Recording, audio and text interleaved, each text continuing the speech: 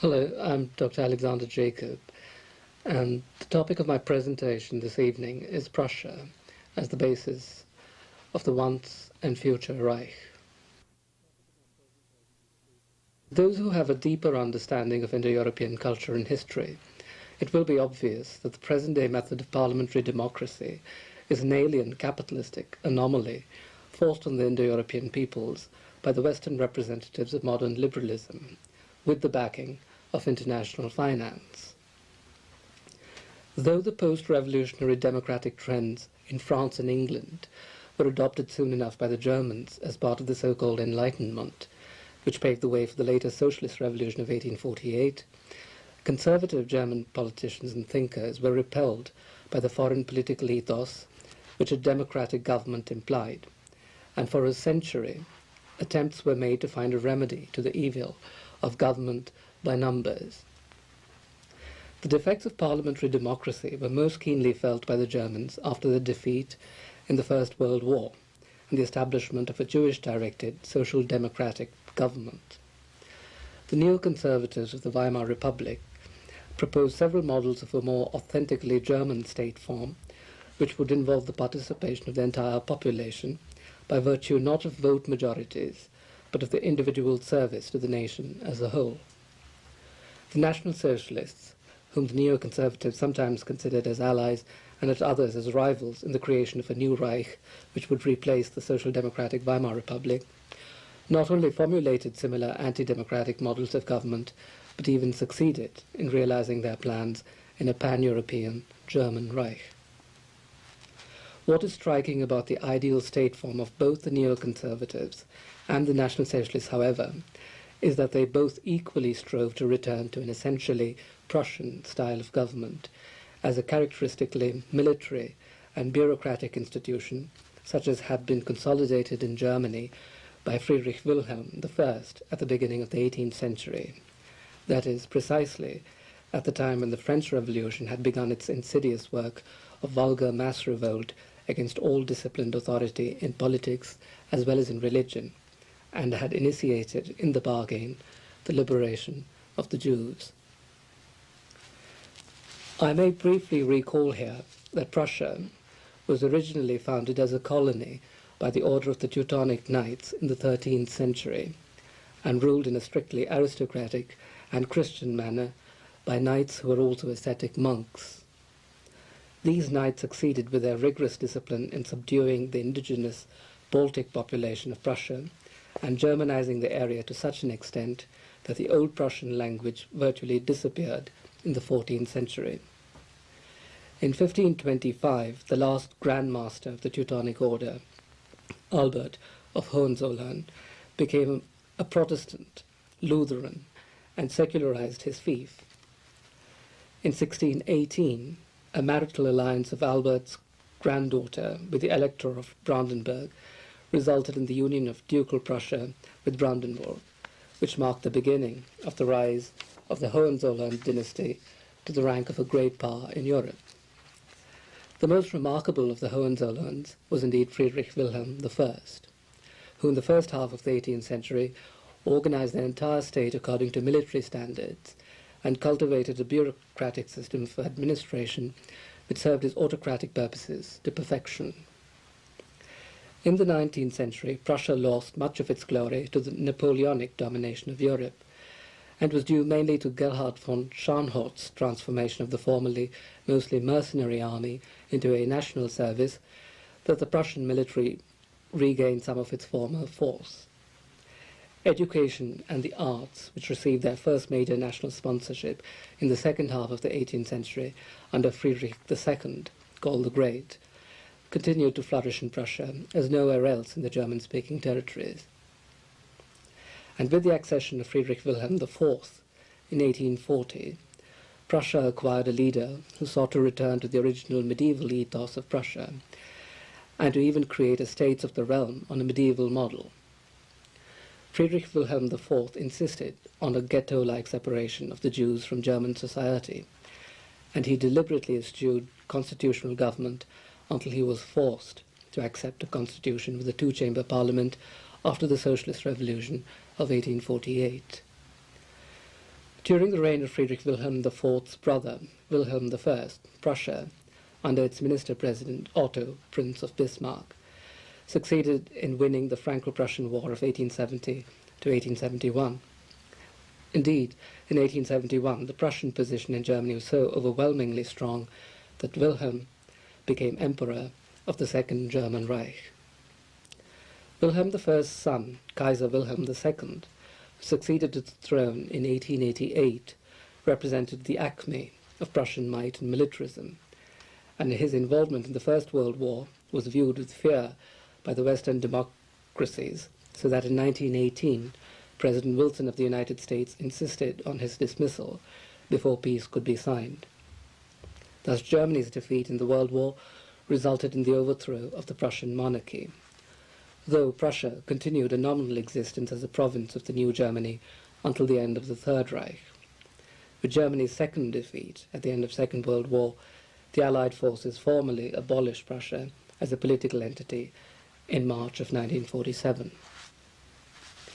Indeed, since Germany's collapse in 1945, the attempts of the neoconservatives and the National Socialists to usher in a renaissance of authentically German politics during the Weimar Republic and the Third Reich have been replaced with the deadening political and social systems of the Jews, which had constituted the chief target of both these groups.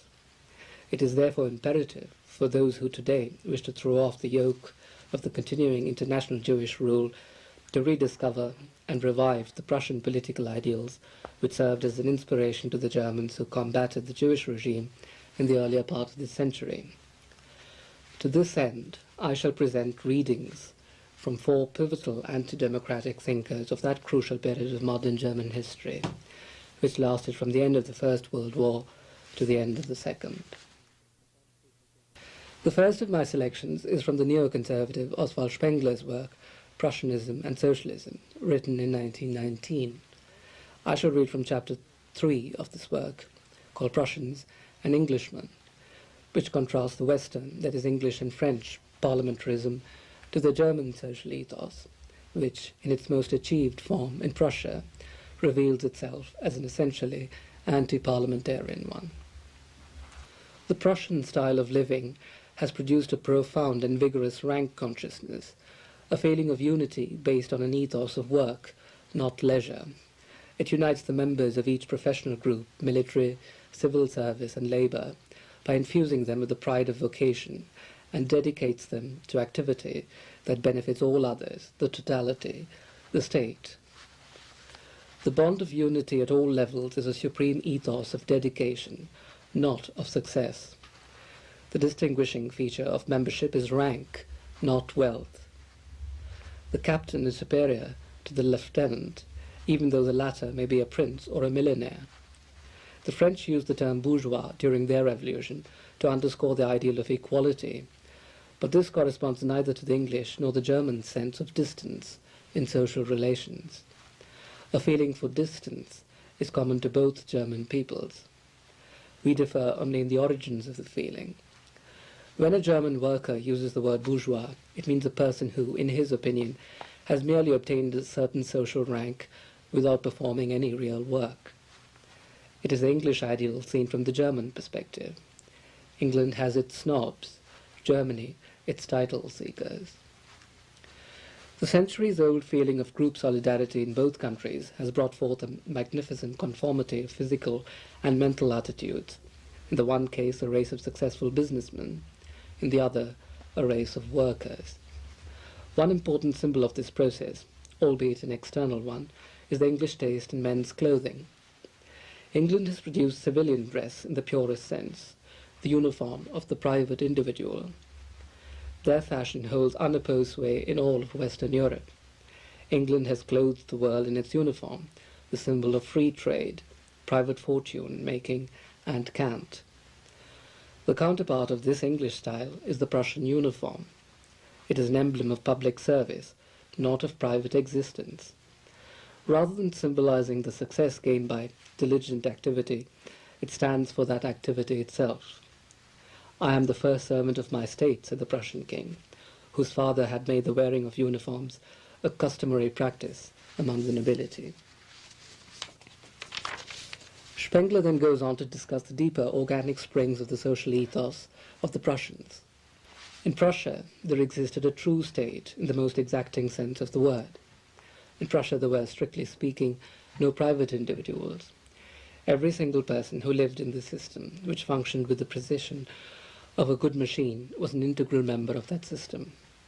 For this reason, the task of administration could not be assigned to private individuals, as the parliamentary system prescribes. Administration of public funds was an official function, and the politicians responsible for it were state officials, servants of the Commonwealth. In England, business and politics were synonymous. In France, the swarm of professional politicians called into office by the Constitution had become hirelings of the business interests. In Prussia, the purely professional politician has always been a disreputable figure. When, therefore, the democratization of government became unavoidable in the 19th century, the English pattern had to be shunned, since it was contrary to the Prussian style. Here, democracy could not mean private freedom, for that was tantamount to commercial license, and would have led to a form of private politics that would use the state as a tool. The knightly ideal of all for all underwent a modern reinterpretation, but not in the sense of forming parties that reached down to the masses every few years, giving them the privilege of either voting for a party-endorsed candidate or not voting at all, while the party itself, if it was in the opposition, reached upward to interfere with the work of government. Rather, the all-for-all principle took the form in Prussia of assigning to every individual, depending on his practical, moral, and intellectual abilities, a certain measure of command and obedience. That is to say, each citizen was allotted a very personal rank and degree of responsibility, and like an official post, it was revocable. This was the council system, as planned a century ago by the Baron von Stein. It was a genuinely Prussian idea, based on the principles of selectivity, co-responsibility, and professional loyalty. In the meantime, however, it has been forced in thoroughly Marxian fashion into the miasma of class egoism. Today it's an exact mirror image of the picture drawn by Marx of the practical English capitalist class, the Vikings who operated outside the limits of state control. It is a free trade system, English through and through, but turned upside down. The working classes are now the society that is Bentham, not Kant. Stein and his Kantian advisers wish to organize the occupational groups. In a country where work should be the universal duty and the meaning of life itself, individuals will differ not in wealth, but in accomplishment. Thus Stein envisioned local professional guilds, arranged according to the relative importance of each occupation in the society as a whole. He wanted a representative hierarchy, capped by a state council. Mandates at all levels were to be revocable at any time. His plans called for neither organized parties, career politicians, nor periodic elections. To be sure, Stein never expressed these thoughts. He might indeed have rejected them in this form, but they were tacitly present in the reforms he suggested, and they would have permitted a systematic democratization of the Prussian government in harmony with Prussian and not English or French instincts, guaranteeing at the same time that the appropriate personalities would be selected for work in the new system. Just as a machine needs a trained engineer to maintain it, a true state needs a state council. What the Prussian system required was a single council with a stable membership. Instead, under the impression of Napoleonic events, the admiration of English institutions became dominant. Hardenberg, Humboldt, and the others were Englishmen. They listened to Shaftesbury and Hume, and not to Kant. It was imperative that the reforms take place from within the Prussian system, but they were imposed, in fact, from the outside. All of the political frustration of the 19th century, all the boundless sterility of our parliamentary system, all the lack of manpower, ideas and accomplishments, all the constant conflict between hostile factions and violent pressures are the direct result of the imposition of a rigorous and humanly profound political system onto a people gifted for a completely different, if equally rigorous and profound, political order. In those areas where the old Prussian talent for organization was put to the test in a large enough context, as in the creation of the syndicates and cartels, the trade unions, and in the field of social welfare, it more than proved its mettle. The indifference that has greeted the elections and the debates on suffrage, despite the efforts of parties and press, shows how alien the parliamentary system is to the Prussian, and since 1870, the German people. When a Prussian or German has made use of his voting franchise, it has quite often been merely his way of expressing a vague annoyance. In no other country have these election days, à l'anglaise, yielded such a false picture of actual political sentiment. The masses have never gotten used to this exotic technique of cooperation, and never will. Socialist monarchy is an idea that has slowly matured in the Faustian world, and has long since reared its proper human protagonists. Authoritative socialism is by definition monarchistic. The most responsible position in this gigantic organism, in Frederick the Great's words, the role of first servant of the state, must not be abandoned to ambitious privateers. Let us envision a unified nation in which everyone is assigned his place according to his socialistic rank, his talent for voluntary self-discipline based on inner conviction, his organizational abilities, his work potential, consciousness and energy, his intelligent willingness to serve the common cause. Let us plan for general work conscription, resulting in occupational guilds that will administrate and at the same time be guided by an administrative council, and not by a parliament. A fitting name for this administrative body in a state where everyone has a job, be it army officer, civil servant, farmer or miner, might well be Labour Council. Counter to this idea is the vision of a capitalistic world republic, for England is a republic, although today the word means government by the successful private individual who can pay for his election and therefore also for his influence. The world republicans dream of the earth as a hunting ground for those who want to get rich and who demand for themselves the right to engage in hand-to-hand combat.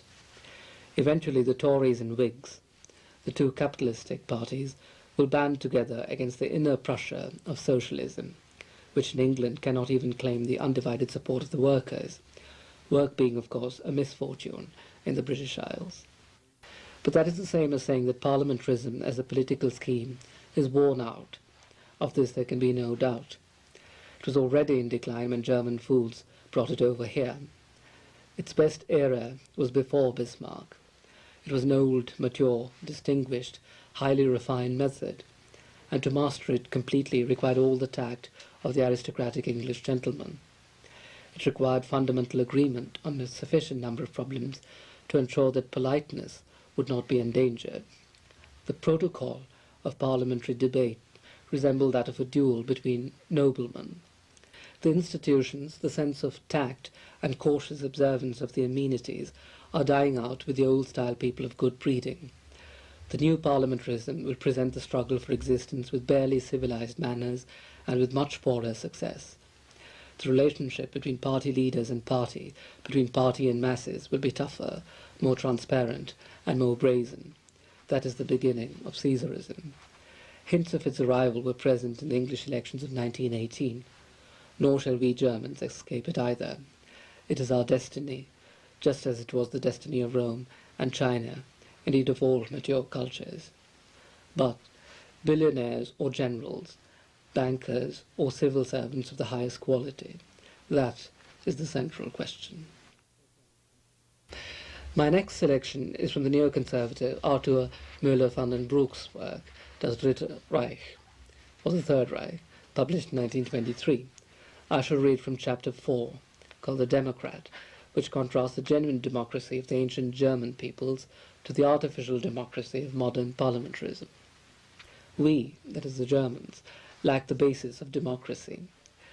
No inner craving for democracy has run like a guiding thread through the course of our history. We cannot contend that only in democracy can our history find its fulfillment. For many a long day we left democracy alone. Fate was kind and favourable. Our government had many constitutional features, but monarchy seemed our foreordained destiny for the future as for the past. Only the political opposition wasted time on barren conjecture, as to whether our monarchy should not adopt a more democratic form and ultimately perhaps merge in a democracy. The whole question of German democracy is a tangled one, and to unravel it we must hark back to its distant origin. We were originally a democratic people. When we first stepped out of the twilight of prehistory, we had already solved the question of how a people can take a share in its own government. The answer had nothing to do with the theoretic rights of man. It was utterly simple. The democracy was the people. There was no social contract, but there was the bond of blood. The unit of society was the family. On this rested the constitution of the tribes. On the tribes rested the community of the people. Confederations of the tribes held the people together. They enjoyed the comradeship of their fields in peace and of their tents in war. The democracy of those days was the self-government of the people in a manner suited to the conditions of their life.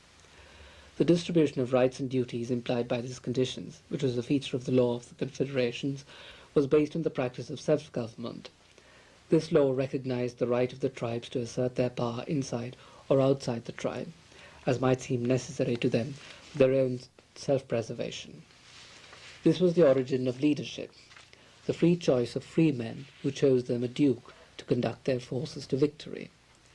As the various German races distributed themselves over a larger and larger area, the next step was to elect themselves a king, to secure a consistent and continuous policy. And to this end it was natural that the office of king should be vested in one particular and well-tried stock. All this was democracy pure. The people in their confederations established the law, and the leader, whoever he might be, put the law into effect as executor of the people's will. The German state was the commonwealth of the people, and its unwritten constitution was the sum of the people's habits, morals, and customs, traditionally expressed in the popular assemblies in which every member of the nation appeared in person and took his share in the decisions that determined his fate. The unity of the German state was based on the divisions of races and tribes, and the subdivisions of clan and family, in contrast to the states of antiquity, which were based on power and law and state right. German democracy had been begotten and conceived, born and reared. It formed a body, all members of which stood in vital relation to each other, and none thought of disputing its own position or its own function. This unity in diversity gave the state the firm foundation it preserved into historic times, until that greatest of periods when the idea of an empire arose, and the narrow domain of national policy was exchanged for the wider domain of international policy. Even under absolutism, the idea of unity was not dead. If it did not survive in governments, it was cherished by individuals. Prussia was much more democratic than the reputation of its rulers would imply. With sword and scaffold, the Prussian kings put an end to the feudal system. The only duty of the nobility was towards the crown, but through the crown towards the people also. The royal motto, Ich dien, or I serve, indicates the attitude of these Prussian monarchs to their people, in striking contrast to the divine pretensions of the kings of France. It represents an attempt to restore, through a human intermediary, the vital bond between state and people which absolutism had severed. Such was the course we pursued in Germany, but not thoroughly or logically enough. We did not sufficiently strengthen the foundations of the empire. We failed adequately to support the admirable project of the Baron von Stein to make the foundation of the state at once conservative and democratic, unified by a wide system of self-government. Bismarck had to fight his whole life against the consequences of this failure, and his work was finally wrecked on the same rock. We failed to think our own most characteristic thoughts to their final conclusion. Instead, we welcomed other people's most foreign thoughts. Instead of a state built up on estates, we based our state on a parliament, which was a conception imported from the West. The parliamentary state in England had always remained a state built on the 3 estates. It was an aristocratic creation of the great families, who had devised it in a period when their monarchs were ineffective in order to protect their own power, and therewith the power of the people. Rousseau was the first to teach that all power emanated from the people. He strove unsuccessfully to distinguish between the general will and the will of all. The conception of the state as a result of a contrat social, social contract, was characteristic of an age when the peoples had lost touch with that nature which was talked so much about. It was characteristic of such an age that the state was to depend on a mere counting of heads amongst an electorate that had lost all roots, and that such a state should be called a democracy. The English and the French, however, were quick in their different ways to discover protective measures against the dangers of such a system. The English invented the cabinet and the prime minister, to whom they gave precedence over their lower house, and whom they equipped with almost sovereign powers. The French invented the political clique, which manipulated the chambers for its own private ends. It was reserved for the Germans to interpret parliamentarism literally, to endow Parliament with real powers of control, which it then exercised only negatively and obstructively. We did not even seriously attempt to build up the state on the basis of its component members by following Stein's scheme of self-government for town and country, from which a representative system could have been developed that would have enabled us as a nation to select our best in the political field. We based our state on a mechanical counting of votes instead of an organic union of members. We spent a century over the discussion of various suffrage systems. We wanted votes merely for the sake of having votes. We thought we had found a mean between the two principles of monarchy and democracy. We had found only mediocrity. The vigorous economic life of the nation ran parallel to its political life, as if there were no connection between the two. This was one fatal fact. Another was that under Wilhelm II, the monarchy ultimately lost all touch with the people. In view of the kind of people who sat in the parliaments and the kind of man who sat on the throne, this was inevitable. The political parties took over the functions of the states, but the parties suffered, like the parliaments, from a complete lack of inspiration. The subdivision of the nation into political parties had become a system, and the parliaments, in particular the Reichstag, which is obviously the foremost of the representative bodies, became merely institutions for the public dissemination of political platitudes. Wisdom based on inheritance, knowledge of men, personal experience, were only to be found in the upper houses, which still remained the preserve of one estate. The intellectual representatives of the nation, the great capitalists, and employers of labour, all who were in any way creatively active, realized that the nation's salvation did not lie in debating matches, and consequently held more and more aloof from parliaments. Thus the parliaments fell deeper into disrepute, and people went about their daily business, ignoring them. It was only to be expected that the attack on parliamentarism should be led from two sides, by the revolutionaries with their ideal of councils, by the conservatives with their ideal of the estates of the realm.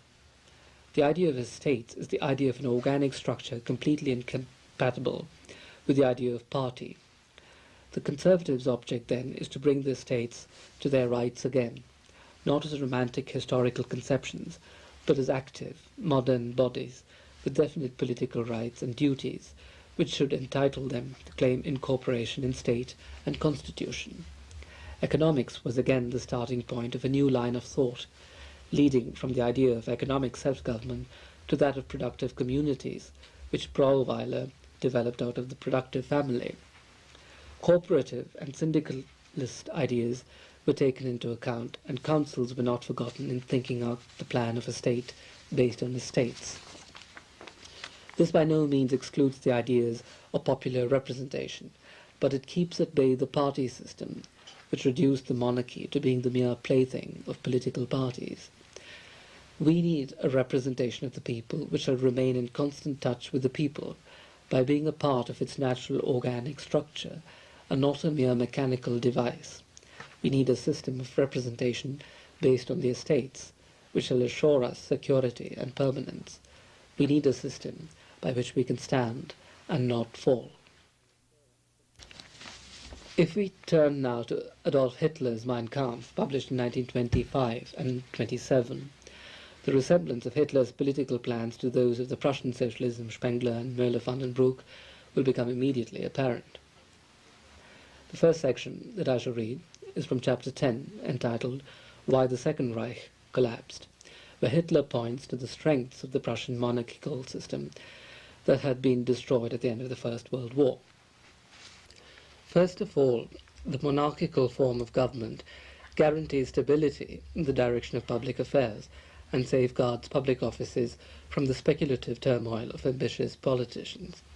Furthermore, the venerable tradition which this institution possesses arouses a feeling which gives weight to the monarchical authority. Beyond this, there is the fact that the whole corps of officials, and the army in particular, are raised above the level of political party obligations. And still another positive feature was that the supreme rulership of the state was embodied in the monarch as an individual person who could serve as the symbol of responsibility, which a monarch has to bear more seriously than any anonymous parliamentary majority. Indeed, the proverbial honesty and integrity of the German administration must be attributed chiefly to this fact. Finally, the monarchy fulfilled a high cultural function among the German people, which made amends for many of its defects. The German princes gave a great deal of excellent and practical encouragement to art and science, especially during the 19th century. Our present aid certainly has nothing of equal worth. During that process of disintegration, which was slowly extending throughout the social order, the most positive force of resistance was that offered by the army. This was the strongest source of education which the German people possessed. It was the army that still inculcated a sense of responsibility among the people, when this quality had become very rare, and when the habit of shirking every kind of responsibility was still spreading. This habit had grown up under the evil influences of Parliament, which was itself the very model of irresponsibility. The army trained the people to personal courage at a time when the virtue of timidity threatened to become an epidemic, and when the spirit of sacrificing one's personal interest for the good of the community was considered as something that amounted almost to weak-mindedness. At a time when only those were estimated who knew how to safeguard and promote their own egoistic interests, the army was the school through which individual Germans were taught not to seek the salvation of their nation in the false ideology of international fraternization between Negroes, Germans, Chinese, French and English, etc., but in the strength and unity of their own national being. The army developed the individual's powers of resolute decision, and this at a time when a spirit of indecision and skepticism governed human conduct.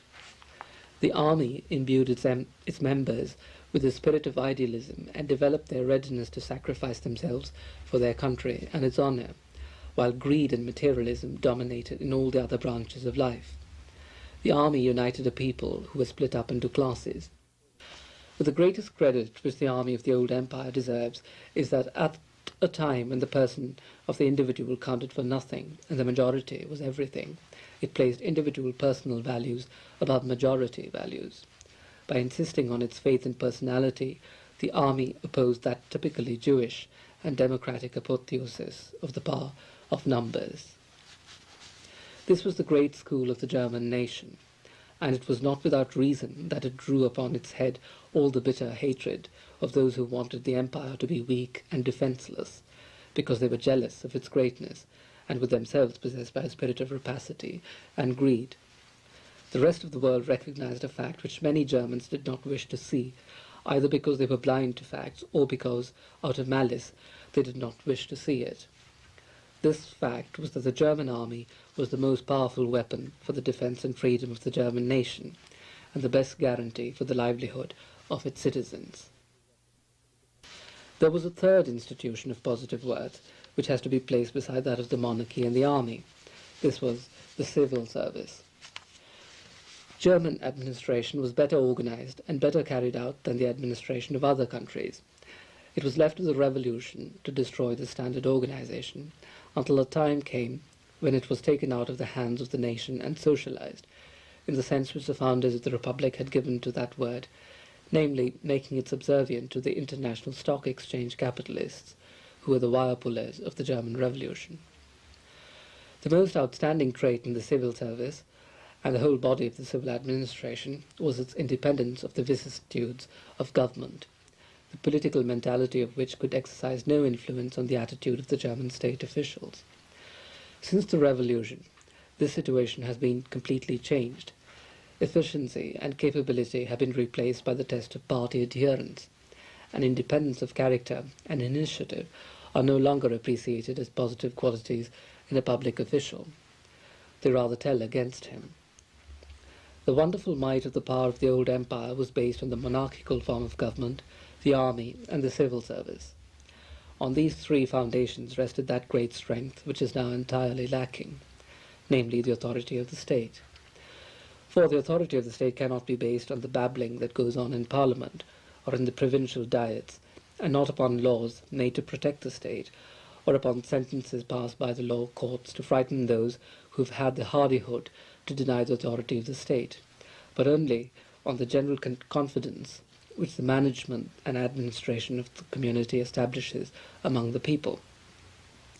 This confidence is in its turn nothing else than the result of an unshakable inner conviction that the government and administration of a country is inspired by disinterested and honest goodwill, and on the feeling that the spirit of the law is in complete harmony with the moral convictions of the people. In the long run, systems of government are not maintained by terrorism, but on the belief of the people in the merits and sincerity of those who administer and promote the public merits. In Chapter 11, Race and People, Hitler points to the crux of the national problem, the infiltration of the Jewish ethos into German society. In order to strengthen his political position, the Jew directed his efforts towards removing the barrier of racial and civic discrimination, which had hitherto hindered his advance at every turn. With characteristic tenacity, he championed the cause of religious tolerance for this purpose. And in the Freemason organization, which had fallen completely into his hands, he found a magnificent weapon which helped him to achieve his ends. Government circles, as well as the higher sections of the political and commercial bourgeoisie, fell a prey to his plans through his manipulation of the Masonic net, though they themselves did not even suspect what was happening. Only the people as such, or rather the masses, which were just becoming conscious of their own power and were beginning to use it in the fight for their rights and liberties, had hitherto escaped the grip of the Jew. At least his influence had not penetrated to the deeper and wider sections of the people. This was unsatisfactory to him. The most important phase of his policy was therefore to secure control over the people. The Jew realized that in his efforts to reach the position of public despot, he would need a peacemaker, and he thought he could find a peacemaker if he could whip in sufficient extensive sections of the bourgeois. But the Freemasons failed to catch the glove manufacturers and the linen weavers in the frail meshes of their net, and so it became necessary to find a grosser and withal a more effective means.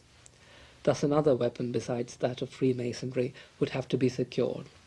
This was the press.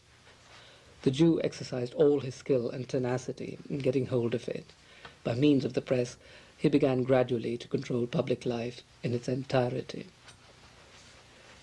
During this phase of his progress, the chief goal of the Jew was the victory of democracy, or rather, the supreme hegemony of the parliamentary system, which embodies his concept of democracy.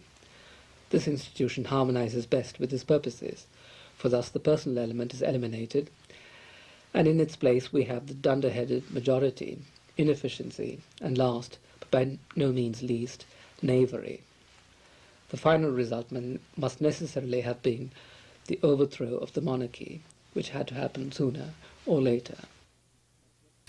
In Chapter 12, the first stage in the development of the German National Socialist Labour Party, Hitler then describes the aims and intentions of his own nationalist politics.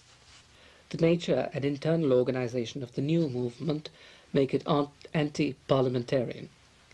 That is to say, it rejects in general and in its own structure all those principles according to which decisions are to be taken on the vote of the majority, and according to which the leader is only the executor of the will and opinion of others.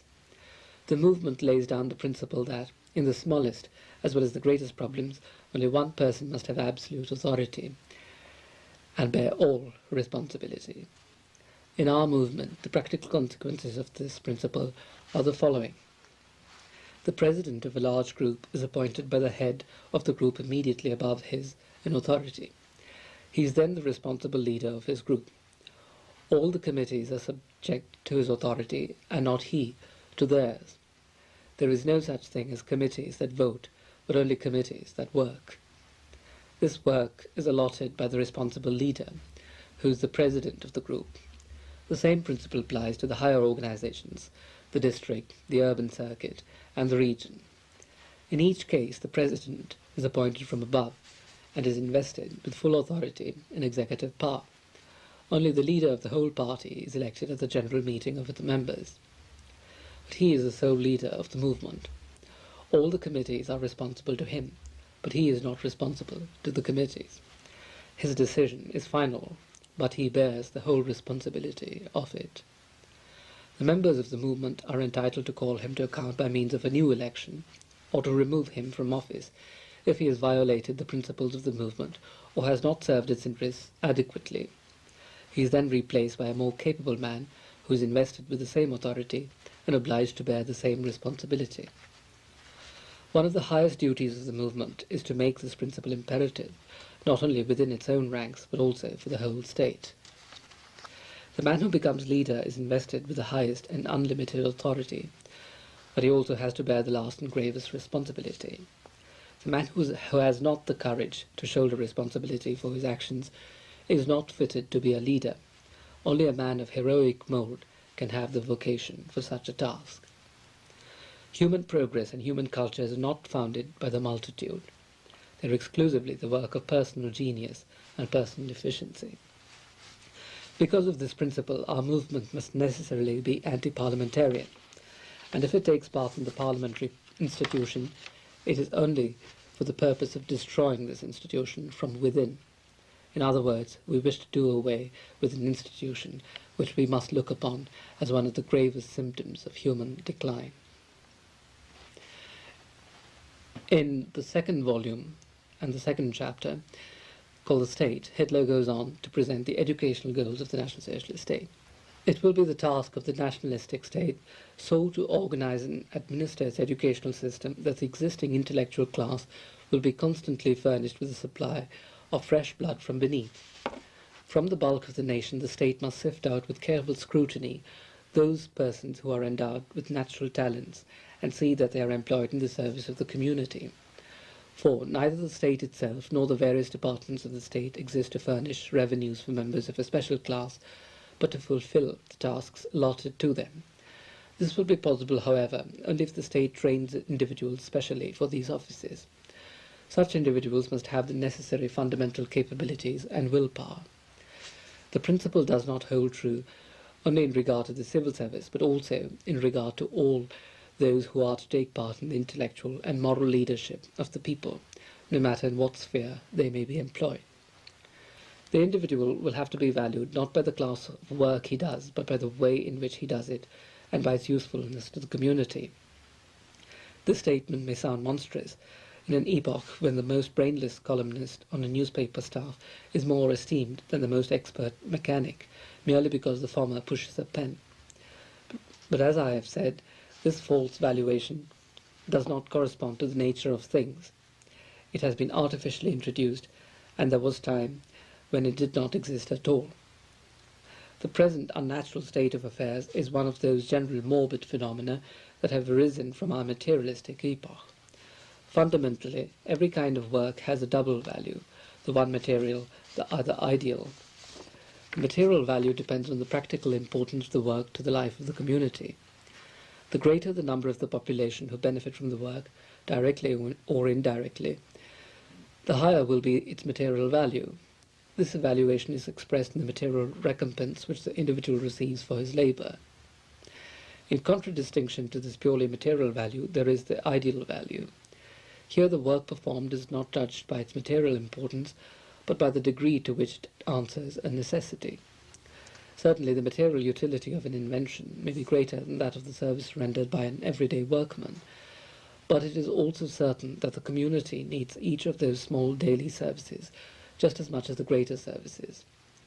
From the material point of view, a distinction can be made in the evaluation of different kinds of work according to their utility to the community, and this distinction is expressed by the differentiation in the scale of recompense.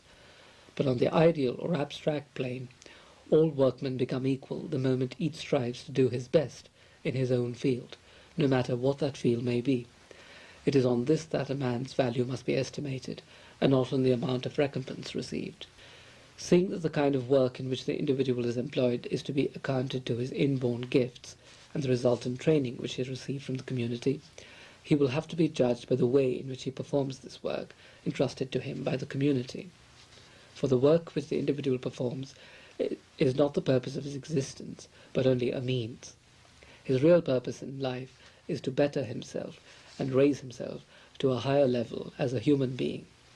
But this he can do only in and through the community whose cultural life he shares, and this community must always exist on the foundations on which the state is based. He ought to contribute to the conservation of those foundations. Nature determines the form of this contribution. It is the duty of the individual to return to the community zealously and honestly what the community has given to him. He who does this deserves the highest respect and esteem. The present epoch is working out its own ruin. It introduces universal suffrage, chatters about equal rights, but can find no foundation for this equality. It considers the material wage as the expression for man's value, and thus destroys the basis of the noblest kind of equality that can exist. For equality cannot and does not depend on the work a man does, but only on the manner in which each one does the particular work allotted to him.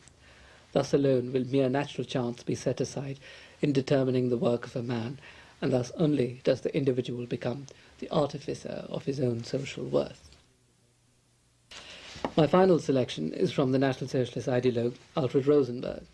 In a speech delivered by him at the Prussian Marienburg Castle on the 27th of April 1934, Rosenberg gives an account of the German National Socialist political ideal as a revival of the genuinely German Prussian idea of government. The speech is entitled "The State of the Teutonic Order," and I shall read an excerpt from it. In establishing the links that the new National Socialist movement sought to maintain with the medieval model of the Prussian Knights of the Teutonic Order, as well as with the later dynastic rule of Brandenburg Prussia, Rosenberg especially highlights the feudal Prussian form of leadership which must replace the democratic systems of the West. The German man leads his life organically, from the duke to the idea of the king, and it is no accident that, whereas almost all peoples massacre their princes in their bloody revolutions, German history cannot relate any case where the German man has decapitated his king. A purely republican constitution would be possible in Germany only among men of the same temperament, of the same self-discipline, perhaps in some districts, but hardly in view of the wealth of the most different character, as it embraces the present-day 70 million people. In the recognition that this question of monarchy and the republic was of second rank compared to the great task of breaking Marxism with all its varieties, the entire power of the National Socialist movement was directed to a few goals. In this will-related explanation there was demonstrated once again the old Germanic instinct. The battle of the last 14 years has gifted us in the old and yet once again newly developing German form of leader and followers, of duke and adherents, that power which brought us victory and will remain unshakably influential so long as Adolf Hitler remains among the living. But since a limit is set even to his life, we, however, wish that the National Socialist movement form the foundation for the state structure of coming centuries, and so we have to render an account to ourselves of those inner missions of the German which are alive today and already in general outlines, and without any doctrinarianism foresee such a form as must at some time follow as type-building power, the inspired impulse of the first battle years. And there appears as the second wonder of our great age the fact that, apart from the old conception of monarchy and the republic, Germany grows up in a quite new form, which we feel precisely here in the Marienburg, as at the same time primevally old, in the form of the state of the Teutonic Order. And that means that the National Socialist movement is determined to select and join together from the totality of 70 millions a corps of men which receives transmitted the special task of state leadership, whose members grew up from their youth on in the idea of an organic politics, prove themselves in the form of a political party, and then strive together for what is, of course, not possible to be realized totally on earth, but which nevertheless must remain the goal of the totality. to feel authority and closeness to the people as coincidental, and to shape life and state accordingly. If the Caesar was throned as a demigod over 100 nations, if he ruled through a bureaucracy and hierarchy, so must the Führer of the National Socialist Order, who simultaneously the Führer of the German Reich, of course preserve the authority unshakably, but stand in the most vital blood relationship, not only with the bureaucrats of the party and of the state, but with all those millions which are collected around the SA, the SS, Hitler Youth, and all the orders attached to the movement. The National Socialist state is therefore, if one wishes to employ old concepts for the characterization of one structure, a monarchy on republican foundations. The National Socialist worldview does not announce a universal principle which falls down on men from above, but founds, quite on the contrary, an organic growth from below, which, firmly established in blood and soil, through thousands of roots, can bear even the highest top free. The state becomes, from this point of view, not an idealized self-goal, as little as the leader of the state is Caesar, a god or a representative of God, but the means in the service of a lasting ennoblement of the people and life formation, an instrument in the service of a flexible and constantly renewed self-maintenance of a primeval and still eternally young nation. That means, once again, that the living life should not be suppressed by a hierarchy or a caste or an abstract principle, but that this life sets in motion the necessary organization of self-maintenance, even the state as an instrument, even as the most manly and noble instrument, and treats it accordingly.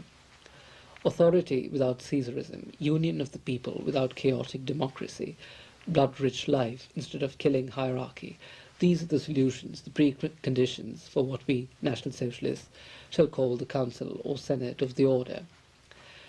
The principle of transferring the actual government discussions from the General Assembly to a council is old and appears already in the Homeric epic as a necessary result when Nestor advised the Greek kings. It emerges again in the Germanic sagas when Hagen works on the court of Burgundy as the head of the war council. It is revealed again in the form of Master Hildebrand at the side of Dietrich of Bern. Even the Teutonic Order in East Prussia followed later a similar principle. The Council of the Order elected the Grand Master, who thereby became the uncontested leader in peace and war over the entire Council of the Order. A later phrase which expresses the continuity of the state most clearly, "The king is dead, long live the king," was the principle also of the Teutonic Order. When a Grand Master died, there entered in his place shortly after, without disturbances of the entire population, the next leader. That is also the system according to which National Socialist Order, which is even on the point of becoming a state, will conduct itself. The Teutonic Order has in the entire destiny of the German nation fulfilled one of the most gigantic tasks, but it could no longer guarantee the continuance of the state because it was no longer so connected to the blood of its people as at the warlike beginning of its origin in the conquered land. It collapsed just as later the power of the Papal Church state was destroyed. Here, therefore, we see that this band of men was determined by a worldview which hindered the final fruitful effects for Germany in favour of a national state. Here arose later the mission of Prussia, that is, Brandenburg Prussia.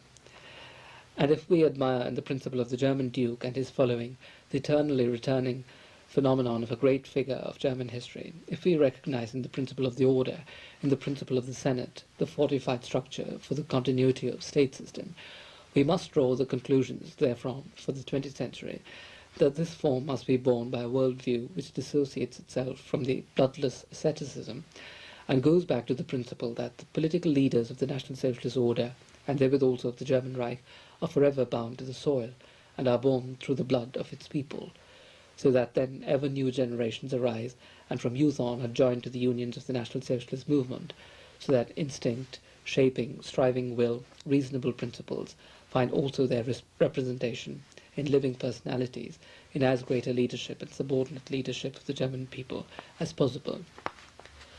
This worldview, for the contents and forms of which already an energetic strife is conducted in all souls today, it and its victory are the preconditions that even the political shape of the new Reich is plastic and still unshakable and can survive distant centuries to come. The political and social structure are always genuine and strong only when they take their point of departure from an idea common to all, when the impulse of all goes in a single direction and is not made ineffective through many mutually exclusive movements. If so many human and inadequate things are manifest in everyday life these days, all this must disappear, and the consciousness be ever vital that none of the 70 million Germans can withdraw from the fate of the whole, that it is therefore his duty to perceive in the representative manifestation of his people through symbol and strong order even the protection of himself, and consider the service for the self-developing life form as a duty, so that the once market form corresponding to the nature of the German can develop itself vitally in all of the future. We will have observed from the several versions of a neo-Prussian political style that I have read to you that parliamentary democracy is indeed a basically alien form of government to the Germanic peoples. Besides, it will be clear that both the German conservatives and the National Socialists were especially concerned to destroy the capitalistic and quantitative distortion of democracy that had been initiated by the Jews, at first in England and later on the continent as well. Unfortunately, the efforts of the National Socialists in this direction were cut short at the end of the war, so that little or none of the genuine German leadership survived the revenge taken on the regime by the Jewish-directed allies. The failure of the Germans in the first half of the century in their effort to halt the overweening ambition of the Jews has meant 50 years of international subservience to the despicable, materialistic mockery of civilization practiced by the foes of all genuine national culture. National consciousness as the precondition of national culture, which is indeed the aim and perfection of all politics, must be cultivated as vigorously as possible before any democratic or socialist political processes are implemented. It will have become evident by now that genuine socialism or democracy is indeed not proletarian, as they tend to be nowadays, but rather aristocratic in their system, in that only the best rule and everybody willingly gives of his best to the common goal, the development of the national culture. The leadership of nations thus must no longer be based on the false electoral methods of modern democracy, but on the organic strength of the people themselves, so that the best person among them rises to national leadership on the support of the leading representatives of every stratum of the population. The leadership should also be always an expression of the cultural continuity and progress of the nation. The political force of the leadership will be consolidated by a well-disciplined army and public administration. The individual worth and contentment of the persons constituting the state will receive their justification and reward, finally, in the resultant ennoblement of the entire nation. The example of the German experiments in the first half of the century in resuscitating the impressive archetype of the Prussian style of government should thus serve as an inspiration for the revolutionary work that lies ahead, not only for the present-day Germans, but indeed for all the Aryan peoples who have, especially in the course of this century, unthinkingly and unconsciously subjected their healthy, organic social traditions to the deadening grip of the parasitical and sterile Jewish political economic forms such as capitalistic democracy and proletarian communism.